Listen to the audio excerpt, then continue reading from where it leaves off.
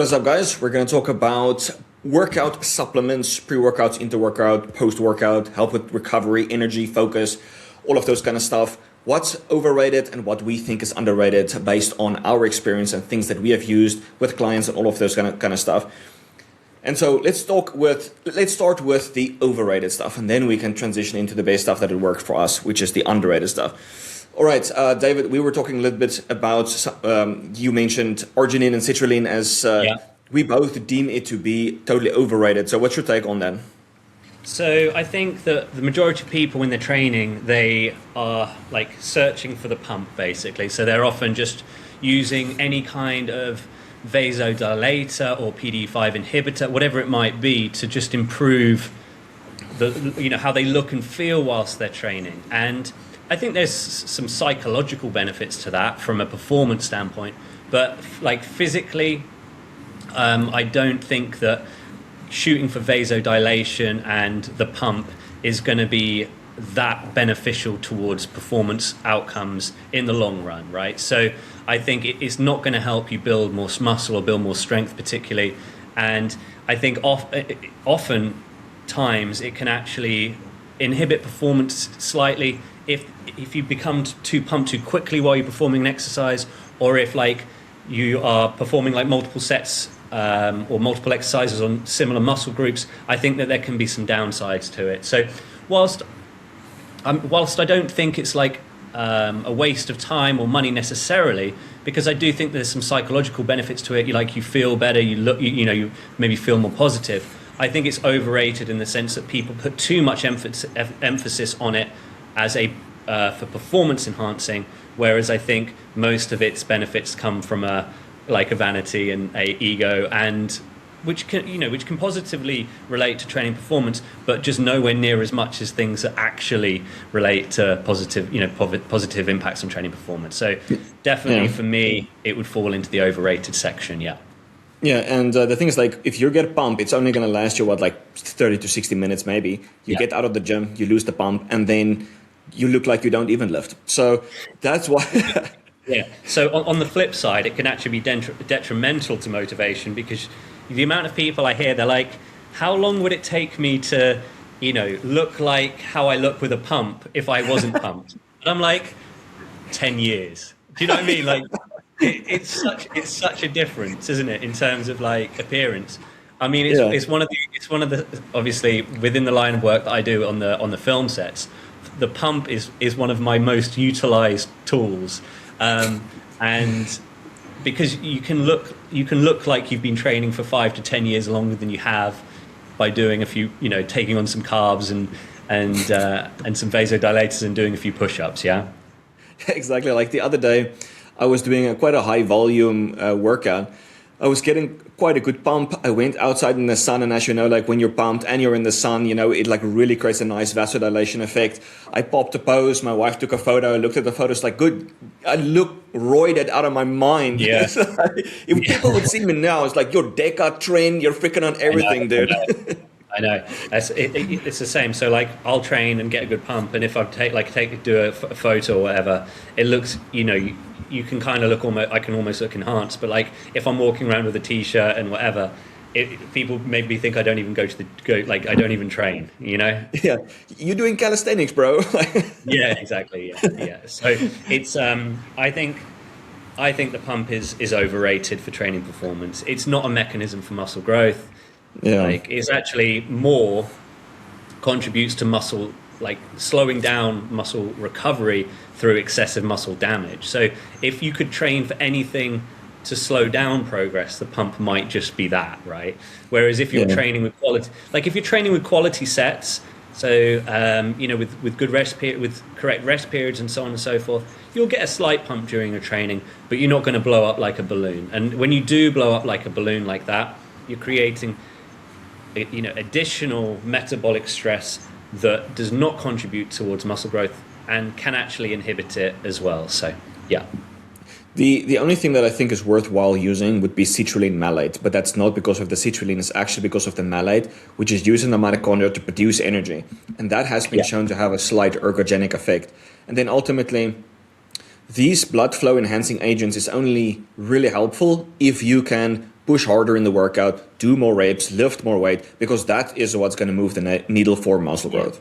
And I think when we move on to the things underrated, I think certainly my lesson, I'm sure yours as well, Hans, will just emphasize how much the ability to train with the right intensity is important.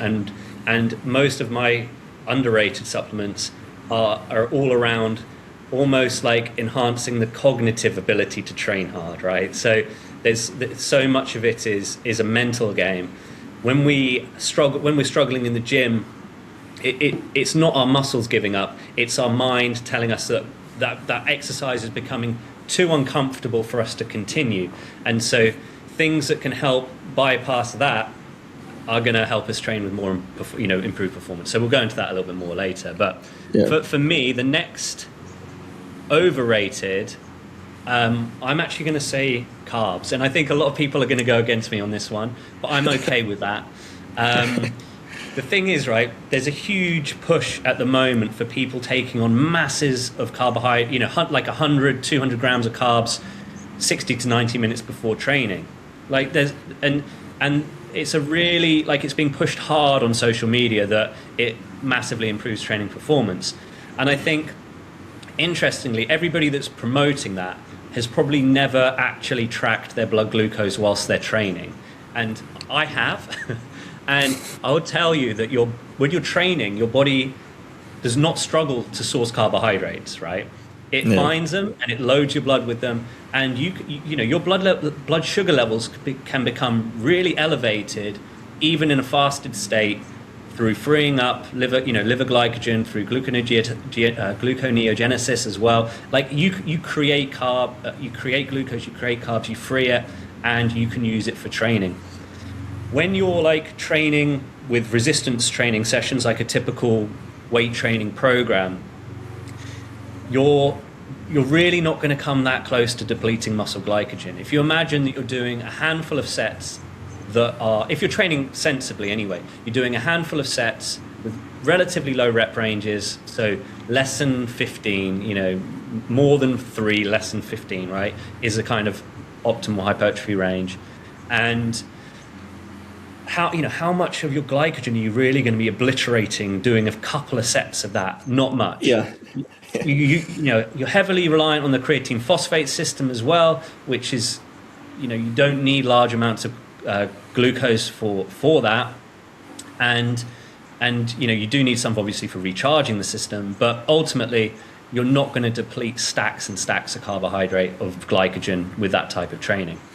But where carbs can become problematic is, as I've said, when you train, your blood sugar already becomes elevated. So if you take on large amounts of carbohydrates too close to starting training, you will become hyperglycemic. This will happen, and it happens even 50 grams of carbohydrates, if you take that at the wrong time, it can push your blood glucose up to a point of hyperglycemia.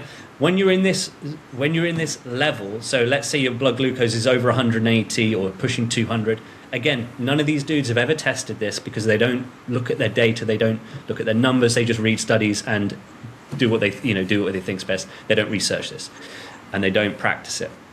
Your blood glucose hits 180, 200. You start to lose the ability to recruit motor units. So the whole thing with carbohydrates is increasing your ability to for fast unit or high threshold motor unit recruitment. But if you're in a hyperglycemic or hypoglycemic state, this becomes very difficult. Presumably just through central nervous system fatigue and by the fire, the problems with the central nervous system firing throughout that state. And so often when people consume too many carbohydrates before training, they become hyperglycemic, and then they also become hypoglycemic as well within the same session. And then that results in even further problems with motor unit recruitment and perceived rate of exertion. So perceived rate of exertion is so important for this, because how hard you perceive it to be is the determining factor, is how hard you can push your sets.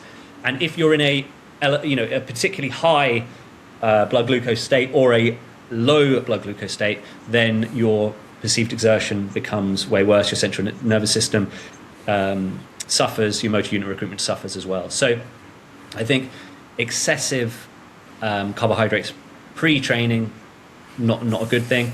But taking carbohydrates on at a moderate amount during training, I think, is very sensible. My argument is more for people that are training in the mornings. So, if you're training first thing in the morning, then this is the case. If you're training in the afternoons, you definitely want to take some carbohydrates on throughout the morning and the afternoon. But I still wouldn't load up on carbohydrates 60 to 90 minutes before a training session. I would have my carbohydrates prior to that to allow my blood sugar levels to stabilize after consuming them, and also to allow for proper gastric emptying, allow insulin levels to return to normal. All of these things, because high insulin, you don't want high insulin before training. You don't want to be, you don't want any kind of gastric stress before training either. You don't want to be struggling with digesting carbohydrates or the issues with the water absorption and all those sorts of things that come with high carbohydrate meals and things. So, 50 grams of carbs taken intra-workout, really nice. 250 taken 60 minutes before a session, overrated. I don't know what you think. Do you agree with that, Hans?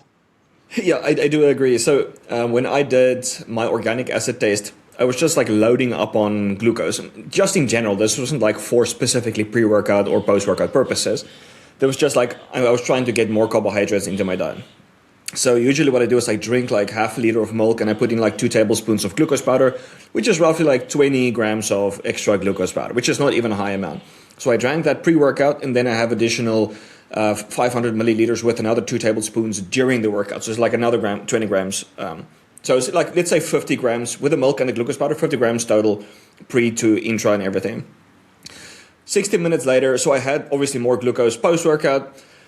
60 minutes later, I tasted the organic acid test. My glucose in the urine was just sky high. My fructose, and I didn't consume any fructose, was sky high. So a lot of that glucose was just too much going through glycolysis, creating fructose as well. And when you're breaking down glucose at such a high rate, so this is something that I thought was really interesting. It creates methylglyoxal, which then glycates proteins. When you're diabetic, right, you have an excessive amount of glycation going on. Now, on the flip side, a small amount of glycation is actually a good thing because it regulates the expressions of various proteins. So that can actually have a beneficial effect for you. And so I am quite insulin sensitive. My HbA1c is a 5.1, 5.2. So overall, my glycation is looking good. Fructosamine is middle of the range. But just from that, I was quite interesting. My methylglyoxal was sky high. Glucose and fructose sky high. So I clearly did not need that massive amount of glucose. But I would also argue that if someone is training first thing in the morning, when cortisol is already high, and now you're doing a training session that's going to spike your cortisol even more, I would have them drink, let's say, some fruit juice, something that's very easy to digest, as you mentioned. It doesn't have to be so much you're going to get gastric upset.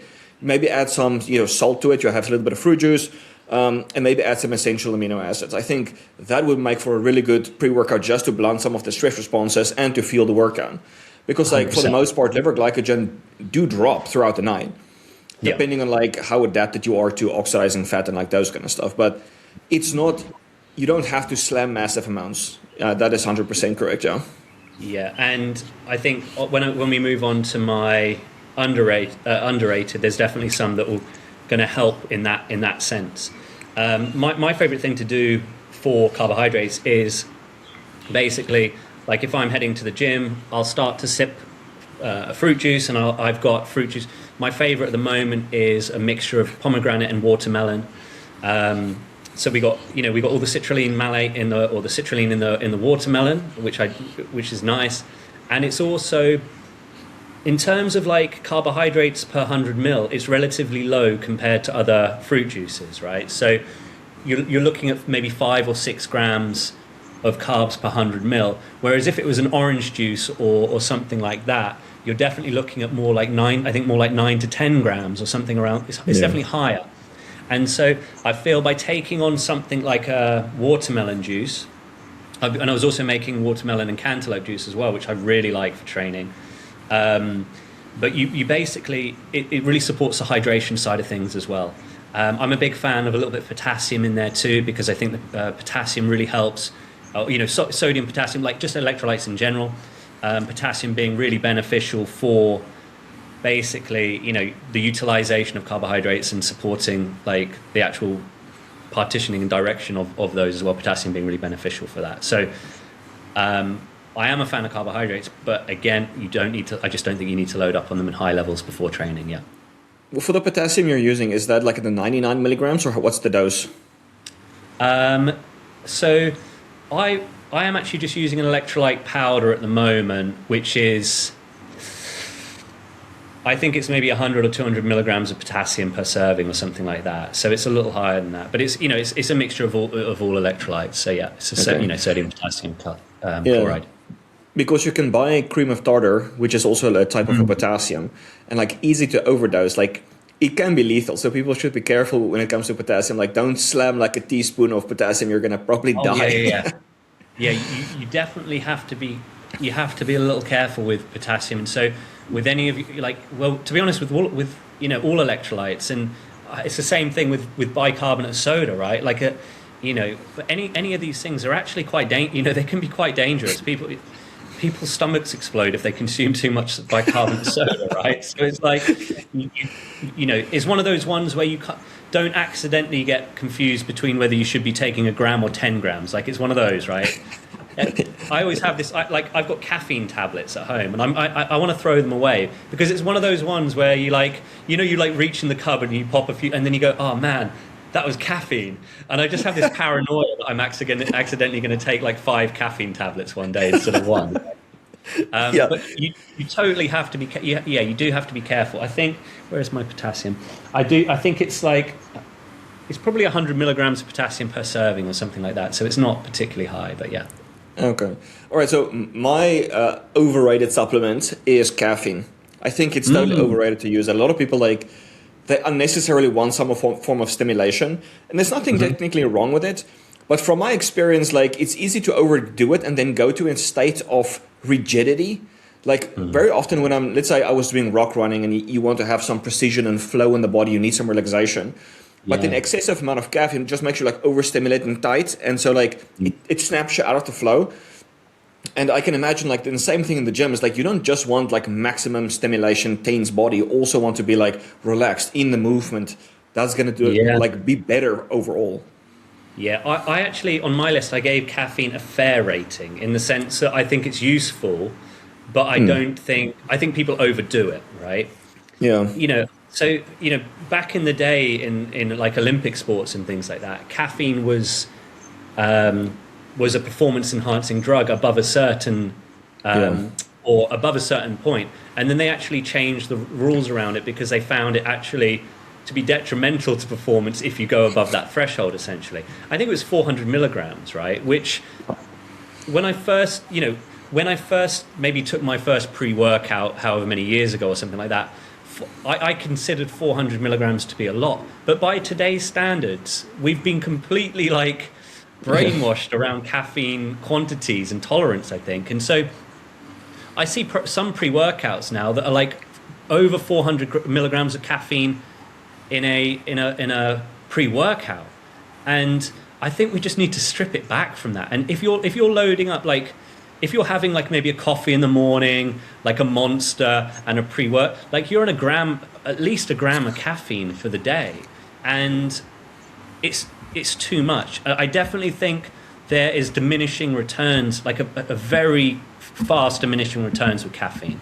I think there's a perfect amount for a little stimulation, but then anything beyond that, and it's actually, as you say, Hans, there as well, it's I feel it's actually detrimental to things like coordination and proprioception and things like that, because you're overstimulated. It takes away that kind of smoothness and calmness to your performance. I think definitely. I always found it really funny. There was this thing that they did with spiders years ago, right? So they gave spiders loads of different drugs. Have you ever seen this, Hans? Yeah. So they gave spiders all of these different drugs, and they would look at what their webs look like, right?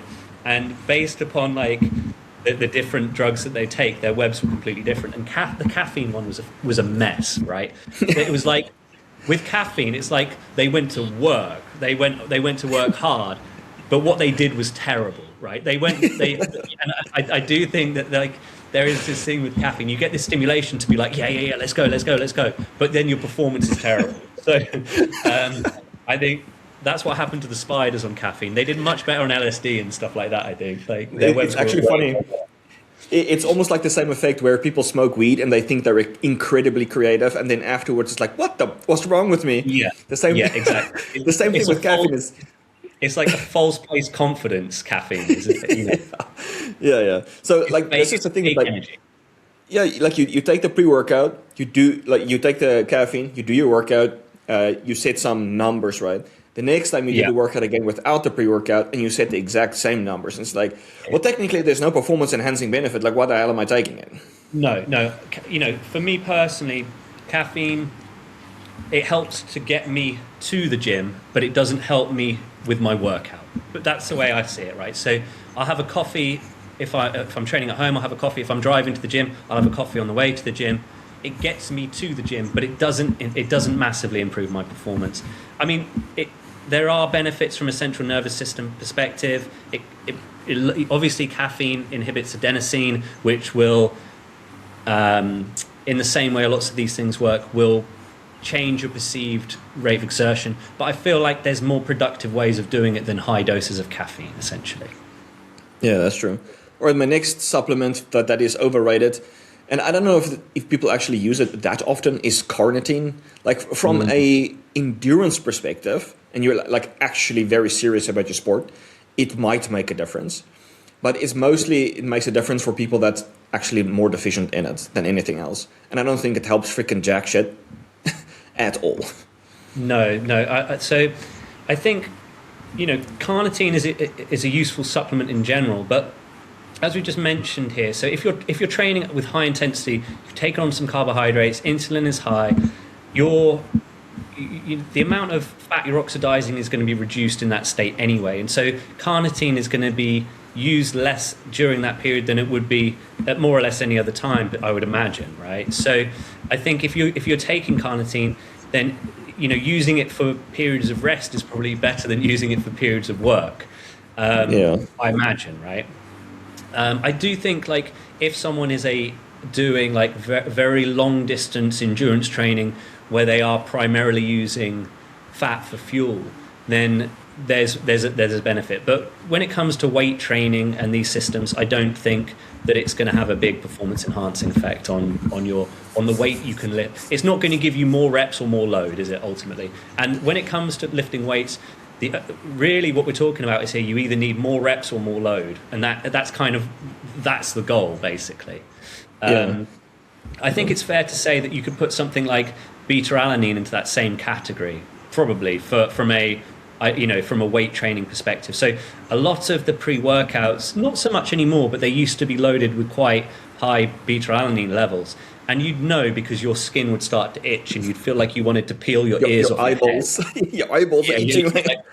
It's crazy. And, you know, so beta-alanine is taking it throughout the day. It's a very effective way of increasing carnosine levels. Potentially even better. It's actually better than taking carnosine directly. I was reading up on this because, you know, carnosine's half-life is pretty short, so you need to take carnosine quite frequently. Whereas if you're actually just taking decent doses of beta-alanine, then your body will just be producing carnosine consistently when it needs it. So there's benefits to it, but again, the performance-enhancing benefits there are going to come more in the world of endurance than they are in terms of can I lift more weight and can I do more reps. Yeah. So interestingly about the beta-alanine and carnosine, when I was doing the milk diet, and I did the organic acid test, and it's just obviously it's not a perfect correlation between cellular levels, but we know that chicken and red meat is very high in carnosine and anserin. So the anserin prevents the degradation of the carnosine, so it's really good at increasing. The Chinese actually make like a chicken essence where they boil it for a long time, and they have like sick people drink it and makes them healthy again and strong because of the anserin carnosine. Now, both my beta-alanine and carnosine was like top of the range on my organic acid test after doing a milk diet. So that was really interesting.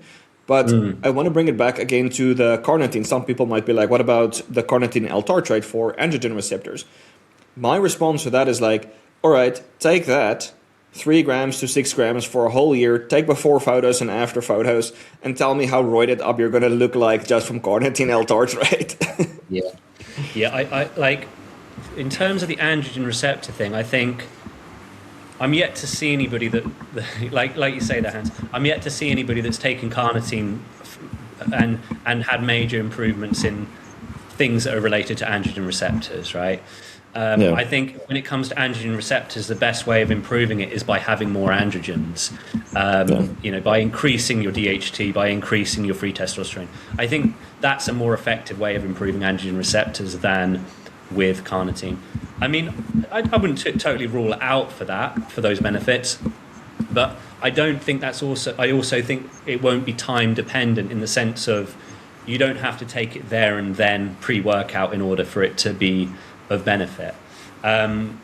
Similarly with creatine, I would say creatine is certainly not overrated, but having it pre-workout, I think, is not necessary, and you can have it any time. It's one of those. It's one of these things where if you're getting your creatine levels up over a period of time, the timing of the creatine becomes a lot less relevant than the amount of creatine available. Yeah, exactly. I was actually going to say exactly the same thing. However, on my underrated is megadosing creatine, because there was a period where I was, for an experiment, doing 45 grams of creatine a day, and I definitely noticed like an energy enhancing effect coming from that creatine. And I don't think I took it pre-workout at all. Like timing wasn't really important, but I just took that dose, and I noticed almost like you're like on caffeine, like very high energy, like the performance in the workout is very solid, very strong. You have the endurance. You can just do set after set after set. Yeah. Without like that caffeine jitteriness. It was like really nice experience.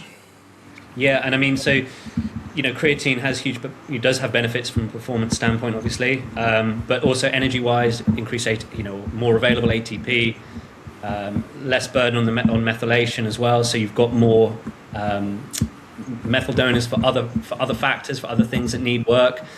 So definitely not overrated, but overrated pre-workout. Yeah, your timing of it doesn't matter. Just make sure you're getting it in there if you want to get it in there. Yeah.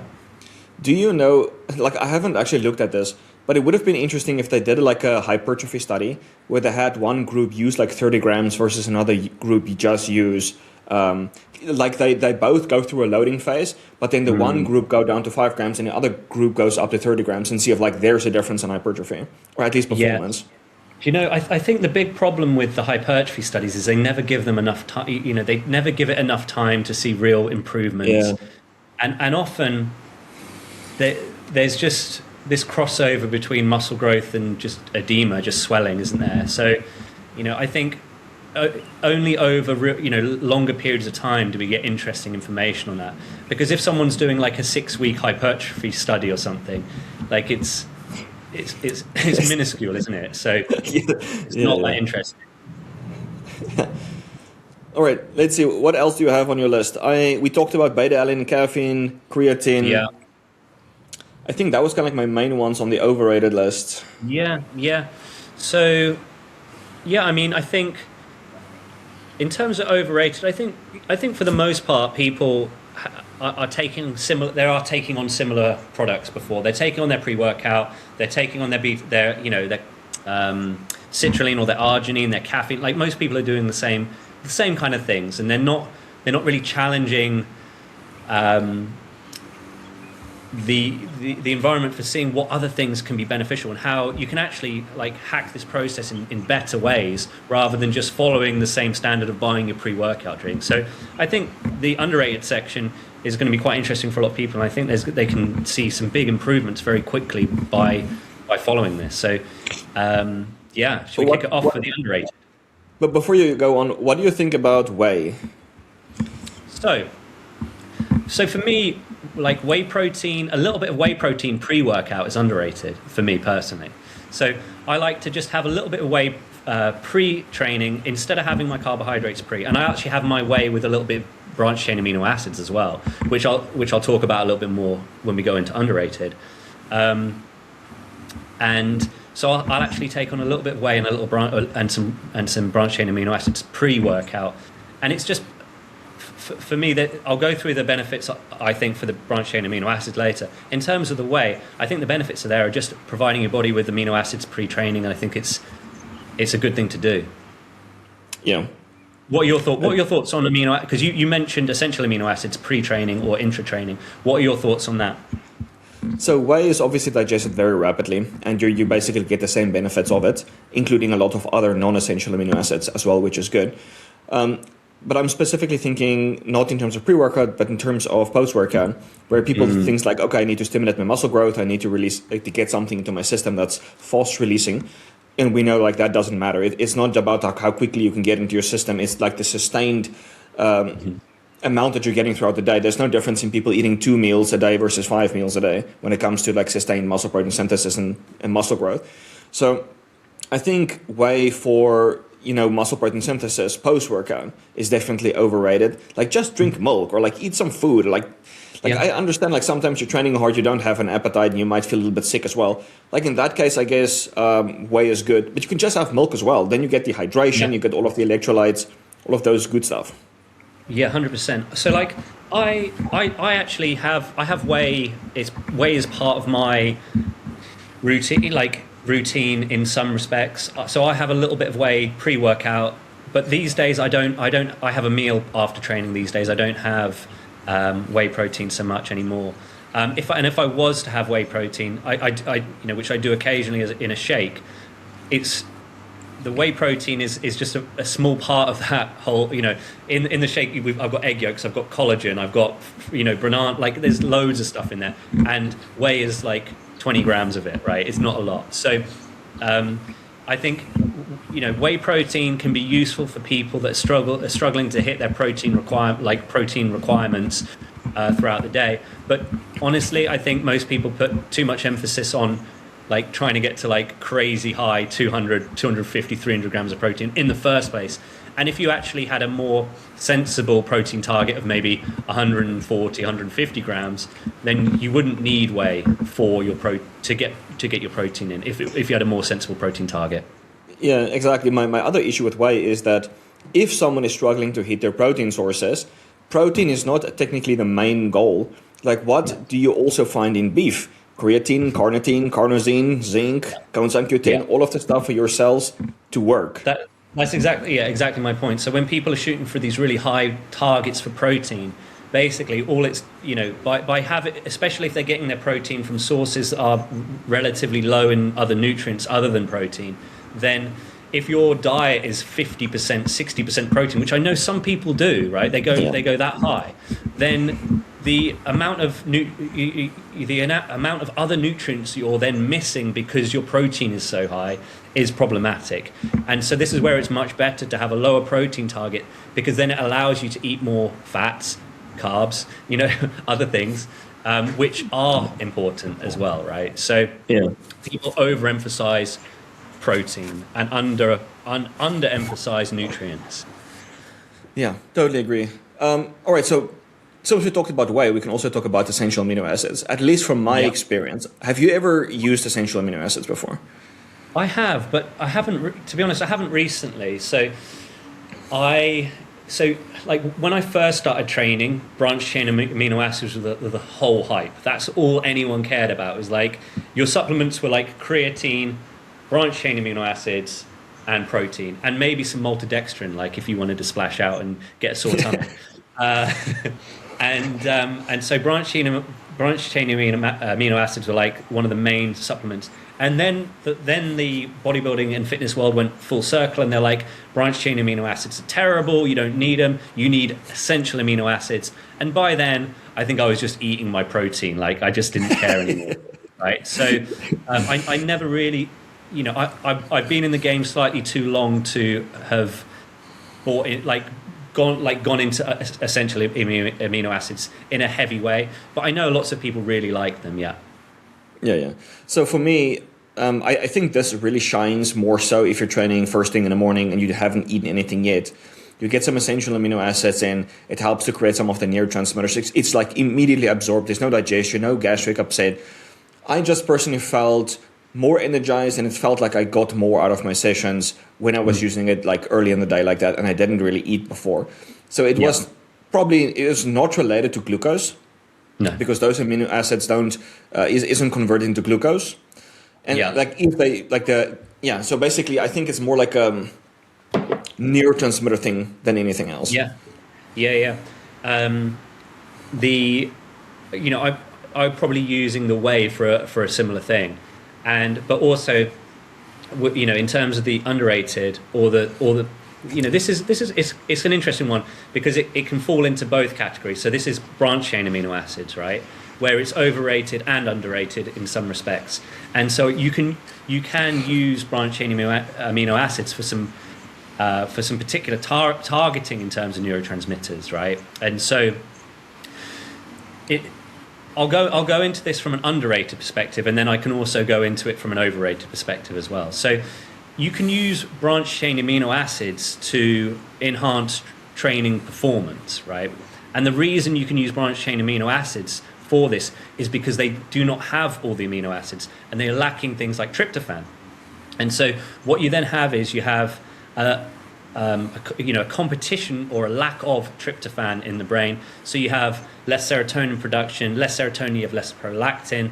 And so then you have this really profound impact that the branched chain amino acids have of a reduction in fatigue. And it's a big reduction in fatigue. So there's studies on this, and it's big improvement. So up to 17% increases in endurance performance with branched chain amino acids. And that is not because they are like, there's nothing like particularly special about them in general, but what they are doing is they are reducing the signals of fatigue by lowering brain tryptophan and therefore lowering serotonin and prolactin. And so when you're training, serotonin and prolactin levels become quite elevated, and these are parts of the signals for fatigue. This is why you'll see marathon runners often get like diarrhea and things when they're running, and it's because there's an excessive serotonin in the gut. Gut serotonin is obviously a little bit different here to brain serotonin, but essentially you've got an elevation of total serotonin, brain serotonin, gut serotonin. The gut presents itself with things like loose stool and diarrhea, and in the brain it's a fatigue signal, right? It's a signal for for like slow down. Let's maybe take a little nap, shall we?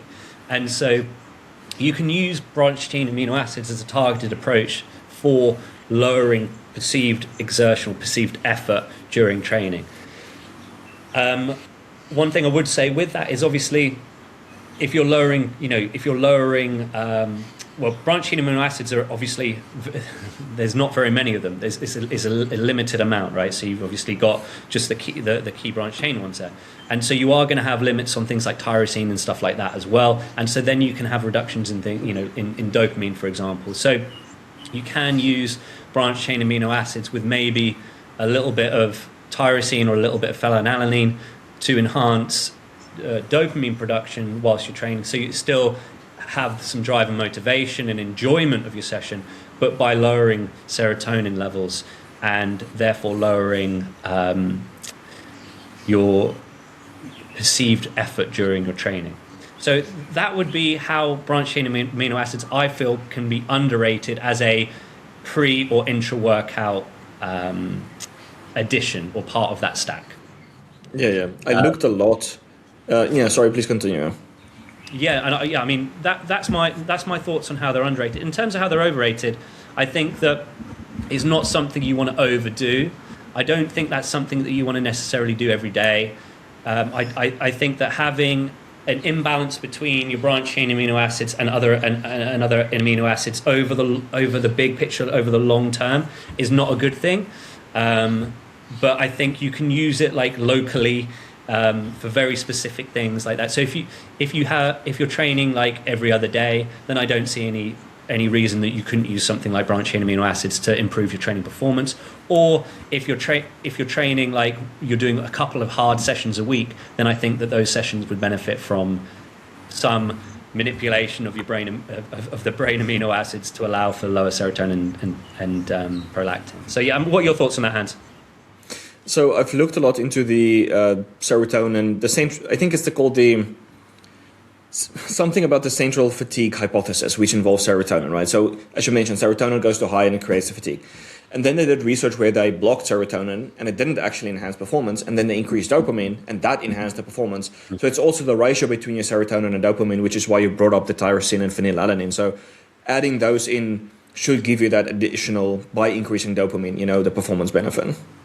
Yeah. And I think also from the branched chain amino acid standpoint there as well is it's a branched chain amino acids are a signal as well. So they aren't just something that you consume. They actually do send a signal of energy and abundance as well. So it's one of those situations where perhaps if you're struggling with fatigue and things like that, the branched chain amino acids, the benefits of them could be through their signaling of, hey, everything's okay, we can continue to free up energy, we're safe, we're good, we've got an abundance of energy. It's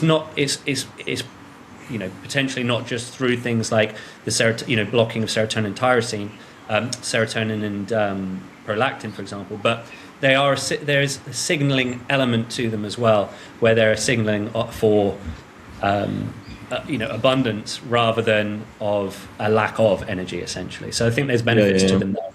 But I'd say like with that one, it's a really easy one to try. It's a super simple one to try. You try maybe start with 5 grams pre-workout or intra-workout, and if your session's better, then great, like that's good, do it. BCAAs are now so out of style. I used to buy whey from a local company and the guy would just give like BCAAs for free. Just take it, nobody's buying it, just take it. That's what I'm saying is they've completely gone out of fashion, but I actually still feel some benefits from that, so I will use some branched chain amino acids to get a little bit more out of my workouts, and I do feel some benefits there. Yeah. No, I haven't used like BCAAs, essential amino acids, or any typical pre-workout in quite a long time. But that brings me to my underrated thing when it comes to performance. The only time when I really use something pre-workout is when I'm going to do something worth endurance, right? Mm-hmm. Because endurance, I would say, is not technically my strong point. So if I'm going to have, let's say I go to the trampoline park, which is definitely a combination between glycolytic, but then also fat oxidation.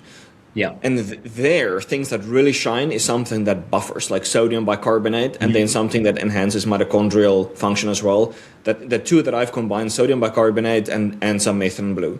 Like I've noticed, like if I go to the trampoline park, I do like 30 minutes full out session, and then I can feel like my spunk, like that explosiveness, get taps out. But with a combination, I can push like 45, 50, 60 minutes of a session. Like the endurance is just significantly enhanced. Yeah. I experimented with methylene blue a little bit, quite some time ago, and there's definitely energy and cognitive enhancing benefits to it. And obviously, it's going to reduce the breakdown of dopamine and things like that as well, isn't it? So. Or it's going to upregulate them to a degree. It has those effects on the neurotransmitters, and but also obviously the big benefits there in terms of energy production and the transfer of energy as well. So it's interesting you say this because my son's just started cycling, right, road cycling. And I was I think I mentioned it before. Like I was a road cyclist when I was a kid, and I was thinking like, when he starts racing, like, what's his stack going to look like, right? And I was like, we need to get this chain of energy going. So what are we going to do? We're going to do MitoQ, we're going to do carnitine, we're going to do methylene blue. Like, we're going to go full on electron transport chain. Yeah, I think so. I think we are. By the way, he's 8. Injectable carnosine, boosting your methylene blue, all kinds of crazy shit. I know. It's funny. So the bicarbonate soda, that's been around a long time as a buffer, right? So when I was like a kid, I was like 15, 16 when I was cycling and racing. My coach at the time, he had me on the bicarbonate soda in a big way, and you'd either have a really good performance or a really upset stomach. That would be your two options. Right? It's like you don't know which one it's going to be today. So, I'm actually, yeah, I'm a big fan of bicarbonate soda. I think that whilst like I don't use it for weight training sessions particularly because I don't think like I'm not suffering from like like the need for buffering anything when I'm doing 6 reps of a a bicep curl. It doesn't really matter. But if I was to be doing if I was doing endurance training again, then I would definitely be using some bicarbonate soda. Like that would definitely feature in my stack. Yeah, the thing is like some people they actually have very bad buffering capacities already, and so when they do even weight training, because it does go into the glycolytic aspect of things, and you do get quite acidic, like depending on how many reps you are doing. But I told one of my clients like, hey man, try some sodium bicarbonate, and he almost like doubled the amount of reps he could do on a bench press. It's like, well, you needed some buffering abilities, bro. Yeah, 100%. I mean, I've actually just started using sodium bicarbonate before bed, and it seems to be a really nice addition for quality of sleep. It seems to be really beneficial for me. So I initially started the bicarbonate soda or sodium bicarbonate for part of my stack for bile flow and bile production, because it's a really important part of the manufacture of bile. And so I think I was taking it at night just because I was trying to take it away from meal time essentially, because obviously you don't want to lower acidity too much right before you eat, like not a good thing to do. And so I was like, there was a few supplements I was taking at night because it was the most convenient time to take them away from food, so like charcoal and things like that. But I was like, you know what, I'm going to try some sodium bicarbonate before bed, and my deep sleep and REM sleep really improved, and yeah, it's an interesting one for that. So yeah, definitely lots of benefits to it, and buffering is one of the biggest. So yeah, I'm gonna definitely use that tonight and keep you posted. Yeah, right. See how you go. It's interesting. Yeah, I just felt, like I think it's because I was measuring like my uric acid and also measuring my lactate and measuring my urine acidity in the mornings. And there was some definite improvements in all those areas as well. So I think if the body is, I know that people say that the body is like amazing at managing its acidity and things like that, which I'm sure is true. But we're amazing at like fucking that up, So sometimes you have to give it a little helping hand, I think. And so just incorporating some, and also you can like your body can if you like go through a period of like going to the bathroom too frequently, too much urination, too frequent stool, loose stool, etc., your body becomes depleted of bicarbonate very, very quickly, like really quickly. And so by topping that up, you can just really enhance that quite easily. So I was doing it from a bile flow perspective, but it seemed to be really beneficial from a sleep perspective too. Yeah. I was going to say something now that's related, and now I just completely forgot. But okay, next up on my list for what I would say is underrated supplements that, at least for me, had an interesting effect was Dioscorea that I got from the Tropics Depot. This was a DHT experiment, and the other one is ecdysterone. So ecdysterone, I think I was using it for SHBG. So someone said Vigorous Steve made a video that estrogen receptor, I think beta agonist, or like at least ecdysterone might be able to increase SHBG, so that's why I did it. Yeah. Turns out, because it is also used as for workouts, mainly like muscle growth. But I did notice like enhanced recovery from it, like recovering faster, you can do more volume, you don't feel as achy. And when I did a blood test, it's one of the most effective natural components that I've used to actually increase IGF-1 for me. So it increased by like 40 points. Or like 30, 40. Like it wasn't like humongous, but it was like the biggest that I've gotten from a natural compound.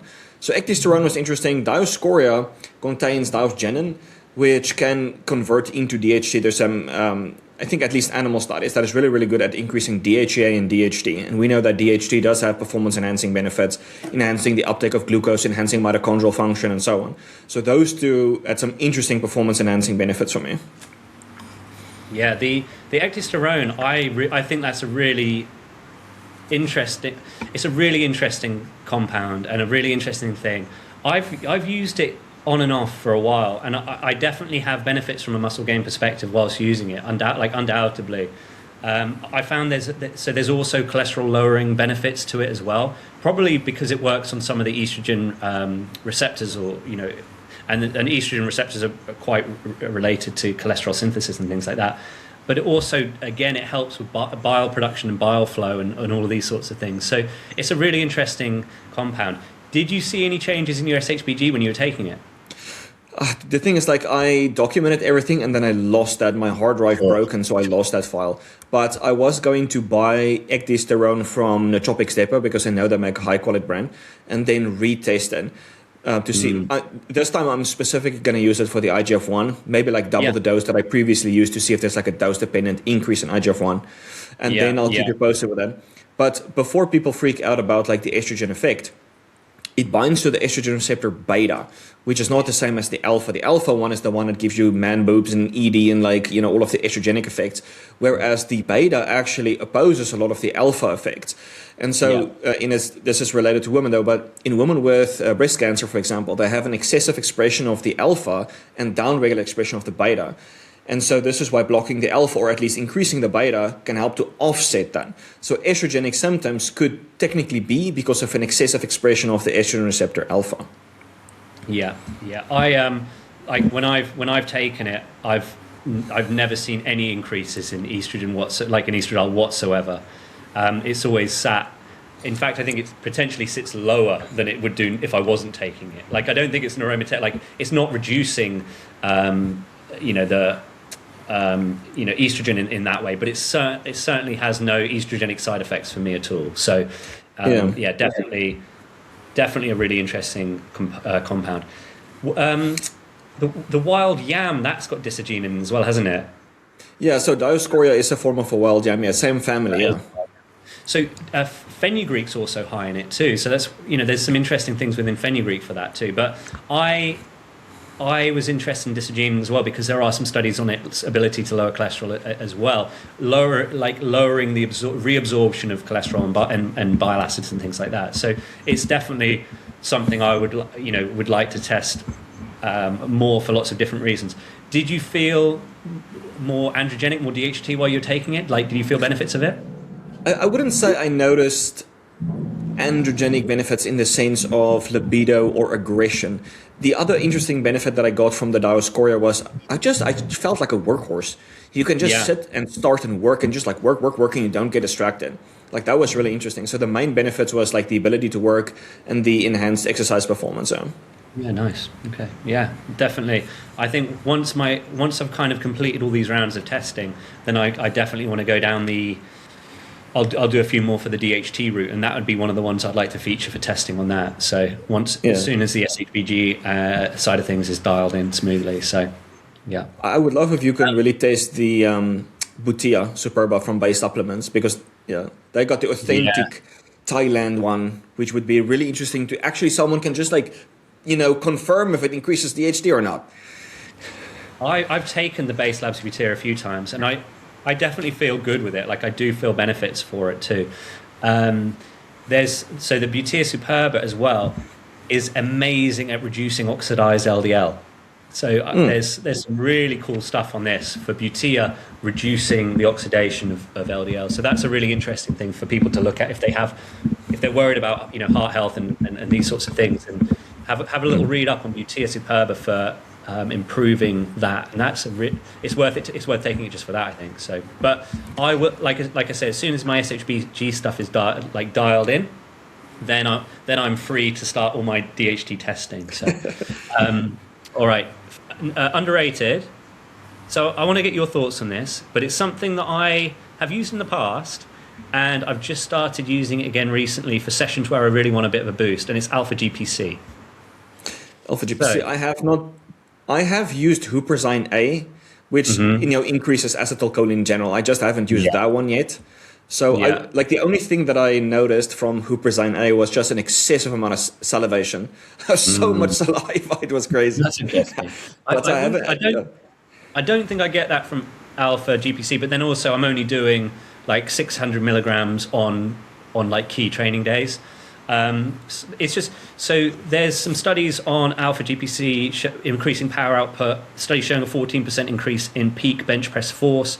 So, additional acetylcholine in the brain, like working as a neurotransmitter there, and allowing for stimulation of more peak force essentially. So it's an interesting one. It's not something I would necessarily supplement every single day. Like I wouldn't supplement it every day. I think that you don't want to have like really high levels of acetylcholine, but you don't want to have low levels of acetylcholine either. And so again, using alpha GPC for enhancing training performance on maybe like if you struggle with your leg day the most, then maybe just take it before a leg day. Like utilize it to, or if you like, if there's a particular muscle group or session that you want to really perform at your best, then I think that you could use some alpha GPC for enhancing some of the training performance within that session. I wouldn't crank it out every day. I wouldn't go high dose with it, but at the moment I'm just experimenting with 600 milligrams on like a couple of sessions a week, and I do feel that there's definitely some more mental focus, some more clarity, like a little bit more like drive and less distractions whilst training. Have you ever compared that to nicotine? No, I haven't, and so I haven't experimented with nicotine supplementation at all. So back in this is going back quite a while, but I used to be a bit of a smoker, and so I haven't experimented with nicotine particularly because I find it to be quite, obviously quite addictive, to be relatively addictive. And so it's not something I've experimented with, but I know that there are some very large cognitive benefits to it, aren't there? So. Yeah, like some people say that they take, let's say, 2 to 4 milligrams, like let's say a gum, because of the fast release. They go do a workout and just get better muscle contractions and then ultimately like lift bigger numbers. But I personally don't really like how I feel on it. It's almost like similar to caffeine. It's quite stimulatory and make you feel a little bit off sometimes. That's just me though. So I don't like it. Yeah, I mean you're quite sensitive to stimulants, aren't you? So I think that nicotine is a pretty punchy stimulant in that sense. It's again if it's the same as caffeine, that if you overdo it, you're like your ability to like compose yourself and focus is actually being completely overwhelmed by like a distraction and being in your own head too much, I think. So definitely I've not experimented with nicotine for that, but yeah, I'm sure there are I'm sure there are lots of benefits to it. Have you tried sublingual androgens like either T or DHT? Or androsterone even? No. Okay. I tried androsterone, and that definitely has some performance enhancing effects for me as a like DHT 100% would do. One of the things I've got on my list for underrated actually is kind of linked down that pathway, which I'll go into in just a second. But anything that's going to increase anything that's going to increase DHT during training is going to make your session way better. You're going to get more reps. You're going to lift more weight. Like that's the standard we're setting. Anything that's going to increase your DHT will do that 100%. Yeah. So I got like the droppers from Alpha Gels, just like 1 or 2 drops sublingually before the workout, and you definitely feel like more in the zone, as you mentioned. Like you lift better, lift strong, just like got that aggression going on for you. Yeah, 100%. So what do you have on the list next? So I've got PEA, so palmitoylethanolamide. I wish they'd just call it something else, Well, it's called PAE, isn't it? Palmitoylethionly. I can't even say it. Palmitoyl ethanol amine. Yeah, there you go. What a mouthful. Anyway, I just think it's really good for the psychological benefits of pain management during training that reduce your perceived exertion, and you can crank out reps. Like if you were struggling with 6 or 7 reps with a weight, you take some of this and you're going to get 10. I think it is probably one of my favorite pre-workout supplements. it's an interesting one because it's kind of counterintuitive as it being something that potentially has a somewhat of a calming effect, and also but essentially the way that it works is it's essentially working on pain receptors, and so therefore it's reducing the sensation of discomfort and pain, right? And unlike taking sort of anti-inflammatory things or taking antioxidants at high doses, which in some studies have been shown to reduce like muscle growth, and I don't I'm not like banking on that fully as being the truth, but like high dose of antioxidants, high dose anti-inflammatories reduce the training response and therefore reduce training adaptation, whereas PEA has been shown not to do that. So it's been shown to enhance performance and not to take away from adaptation. And so that's why I think it's a really nice one for that. And honestly, when I'm taking it, I just like my whole body just aches less. I just like fundamentally, I feel like I can train like more frequently and with more intensity when I'm using it. So it's one of my. Yeah, it's like you said, it's like if you use aspirin, it can blunt, like just an example, like aspirin or some kind of NSAID, it could blunt the anabolic and androgenic effect, or at least the anabolic, sorry, muscle protein synthesis from training. But PEA, you can feel the anti-inflammatory effect, but it does not blunt it in the same way, where you actually feel you're making faster progress because the quality of your workout and the recovery thereof is actually better. So it's actually one of the base supplements, and you put me on that to use a pre-workout, and it's great, man. I don't want to train without it. No, I ran out about 4 days ago, right? And I didn't. I was like, I'm just going to wait and reorder it. And I'm like, I trained today, and everything's just everything was just a bit harder. Like the session was just worse, And so I've ordered it, and I was like, I'm going to pay extra for same day delivery because I'm going to train tomorrow and I want to use it. So, like, honestly. I think the most underrated pre-workout. Most people are taking it before bed, right? And I think it's great before bed too, but it's fantastic as a pre-workout for sure. Okay, right, man. So the last stuff on my list is basically, and I think this is the most underrated, is to make sure the body is working the way it's supposed to work. Meaning, if you have a vitamin deficiency, a mineral deficiency, you have low coenzyme Q10, your body is not going to function the way it should, and you're going to be creating more oxidative stress. You're not going to be creating optimal amounts of ATP. There's going to be some dysregulation, and you're leaving big bucks on the table. You can take all of the caffeine you want, but if you have a B2 deficiency, you can't burn glucose and fat properly. You're not going to be making energy. Doesn't matter how much caffeine you're going to take. The same thing with coenzyme Q10. And so you're using MitoQ right now as well, right? Yeah. All right, so I started, today is my second day, so I'll keep you guys posted because I'm going to do the organic acid test. But like that dramatically helps with the electron transport chain. If you have a deficiency, you're not going to create ATP, you're not going to recover well, you're going to create more oxidative stress, rely on other dysfunctional or suboptimal pathways of creating energy. And that is leaving money on the table. So those are like, this is why you need to be doing testing to figure out like, where's my deficiency, and then you need to be starting experimenting, and you will see big differences.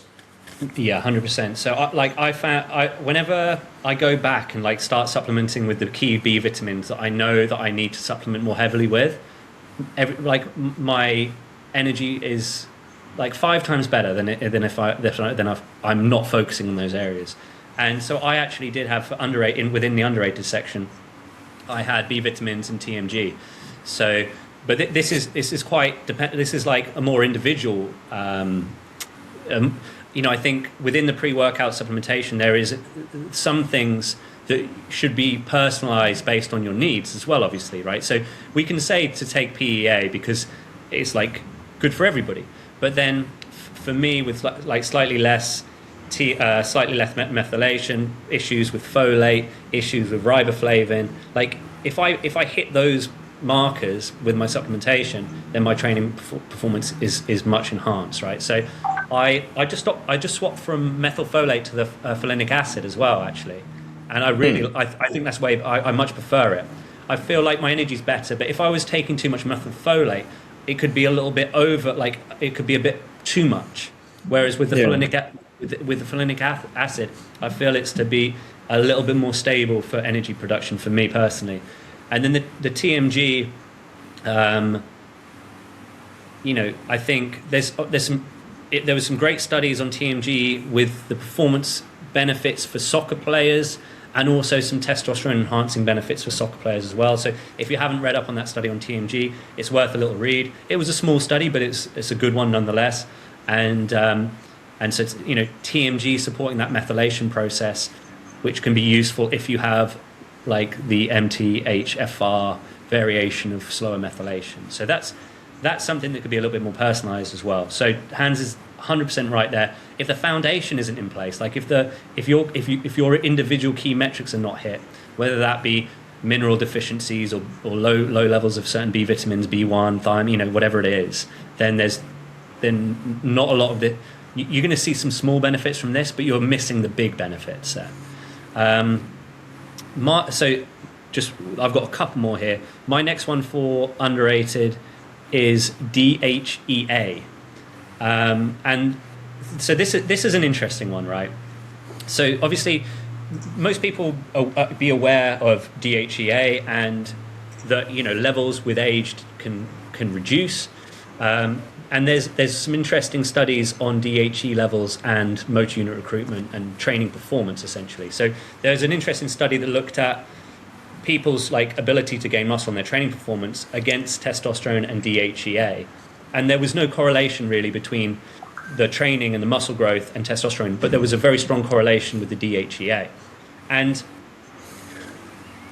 they didn't test DHT, right? So I think I've talked about this study before. And so,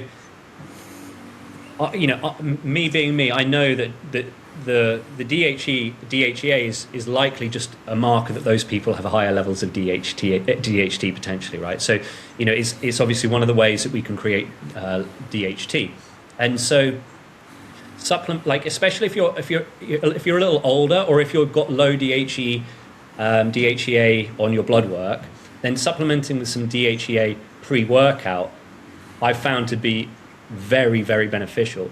But there's a couple of caveats to that. So with DHEA, there's a risk. There's it can go different pathways, right? It can go in different directions. So it can increase estrogen for aromatase, and it can also increase your DHT levels as well. There's many more things it can do, but on a basic level, let's just talk about those two things. And so, some of the main reasons that it can increase estrogen. So let's say you just have a higher, if you naturally have a high expression of aromatase, and also have maybe gut issues and high levels of aromatase in the gut and these types of things, then if you're taking DHEA orally, then potentially it might sort of swing more towards the estrogen side of things, especially if you've got high levels of body fat, right? And so what I found to be really effective is a DHEA cream, and then you apply that topically to the testes pre-workout, right? And the reason for this is because there's much less aromatase in the testes than there is in other tissue, and there's much higher levels of 5-alpha reductase. So potentially, I haven't done blood work on this, but this is something I want to test as well.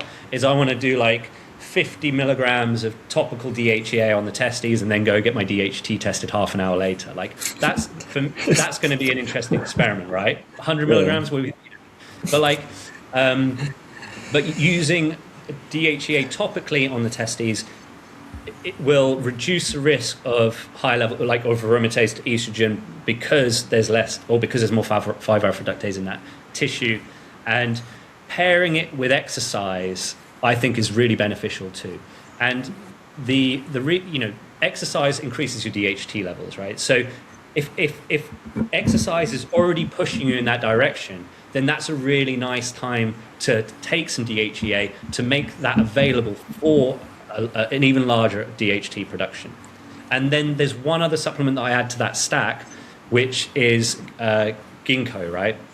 And so again, there's a really good study on ginkgo, increasing, or ginkgo increasing DHT levels higher than exercise alone. So in this study, it shows exercise increases DHT, and in this study, it shows exercise with ginkgo increases DHT more than exercise alone. So that combination, and like the reasons for that, who knows? Like, I don't know the mechanism there for that. I'm sure they don't know the mechanism for that either. Like, they didn't have any ideas about this stuff. They were actually pitching it for lowering DHT for improvements in prostate, and it actually increased the DHT. So it didn't do them any favors, right?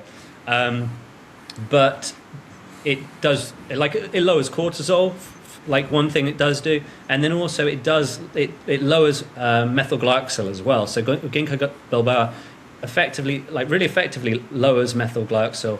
And so if it's just taking away some of these stressors, these additional stressors from the exercise, perhaps it's opening up the pathways for more productivity. I don't know. Like, I don't know the mechanism, but in the study it showed that. So a little bit of topical DHEA on the testes with the ginkgo and your weight and a good heavy weight training session. I think that's a really nice way of a DHT boost, which is going to be, I think, some of the biggest bang for buck for like lifting heavier or lifting more reps. Yeah, I love that. I think that was a very underrated stack you mentioned right there. However, I think I'm going to be a massive douche, and I have to end it right now because I need to go do a pickup right now, which I'm very excited for. Sure. Yeah, I'm pretty much. I think that's my whole list now. Anyway, I'm good to go. So yeah, that's my list. All right, thanks for watching, guys. This was amazing. Check you in the next one.